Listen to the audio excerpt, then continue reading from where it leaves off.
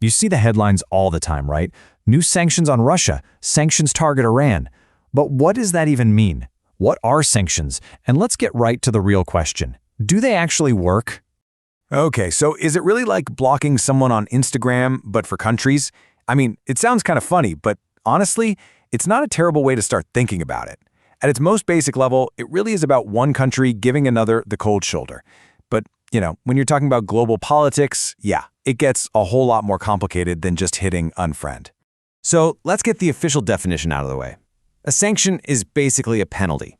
It's a tool, right? A way to put pressure on a target. And that target could be a whole country, a specific group, or even just one person. The idea is to cut them off, to limit how they interact with the rest of the world. It's kind of like putting a country in timeout, hoping they'll think about what they've done.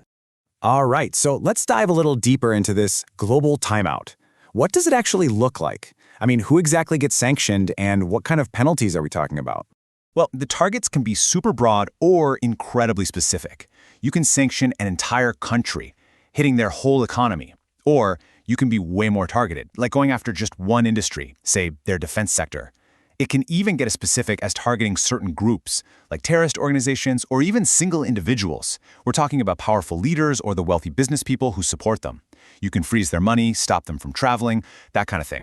And the types of sanctions are all over the map, too. You've got diplomatic sanctions. That's like when China basically told its embassy in Lithuania to pack up and downgrade. Then there are military sanctions, a big one being the UN's ban on selling weapons to North Korea. You can even have sports sanctions. Remember when FIFA and the Olympics banned Russian teams? Yep, that's a sanction. But let's be real, the one you hear about most, the real heavy hitter, is almost always economic sanctions. That's when you get into trade embargoes, freezing money, and what we saw when huge companies like McDonald's and Visa just packed up and left Russia.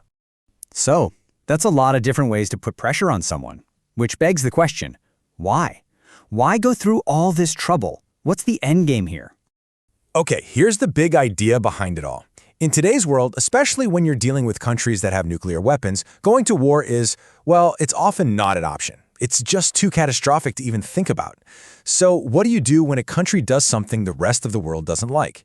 Sanctions are supposed to be that middle ground. They're a way to inflict real pain, to apply serious pressure, and hopefully force that country to change its ways, all without having to fire a single bullet.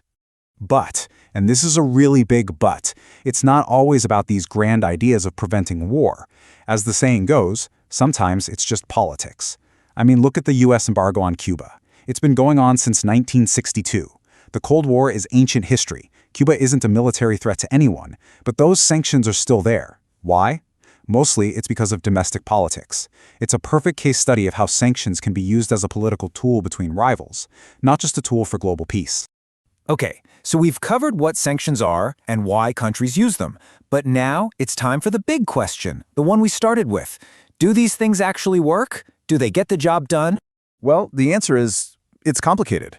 The track record is all over the place. On the one hand, you have what's probably the most famous success story, South Africa. The whole world put pressure on them, and those sanctions really did help end the racist apartheid system. That's a huge win.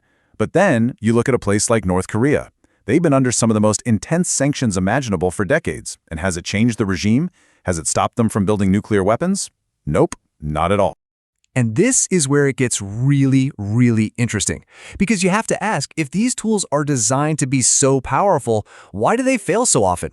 The answer's, well, they're not what you'd expect. Yeah, get ready for a plot twist. Because it turns out, sanctions don't just fail to work. A lot of the time, they actually backfire. So why do they backfire?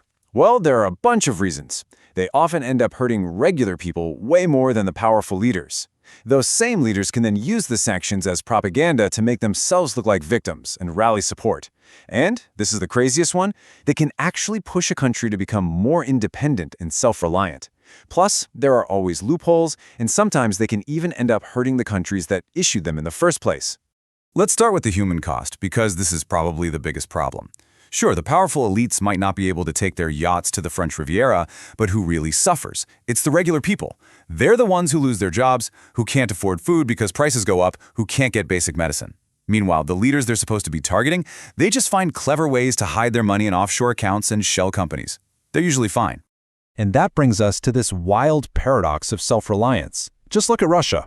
After they got hit with sanctions back in 2014, what did they do? They spent the next 8 years basically sanction-proofing their entire economy. They moved away from the US dollar, built their own payment systems, and started trading more with countries like China and India. So, when the massive sanctions hit in 2022, they were way more prepared than anyone thought. It's almost like the first round of sanctions was a vaccine that helped their economy build up immunity for the bigger disease to come. Crazy, right?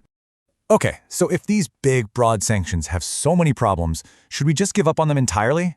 Well, most experts would say, no, not exactly. But we need to be a lot smarter about it. It's about ditching the sledgehammer approach and picking up a scalpel instead. So what does a smarter strategy look like? It really boils down to 3 things. First, you have to be targeted. Don't go after the country's food supply. Go after the private jets and London apartments of the people in charge. Second, you have to enforce them. Sanctions are totally pointless if the target can just turn around and sell their oil to someone else.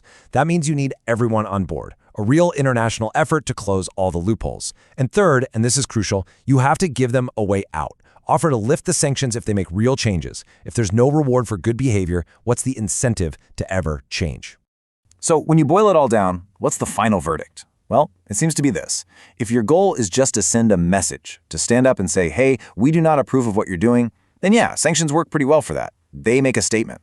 But if your goal is huge, like stopping a war or toppling a dictator, history tells us that sanctions alone are almost never going to be enough to get the job done. And that leaves us with this really tough question to think about. Are sanctions a necessary tool for keeping the peace, a way to handle things without resorting to war? Or are they a flawed and often cruel weapon that ends up hurting the most vulnerable people? The really tricky part is, the answer is probably a little bit of both.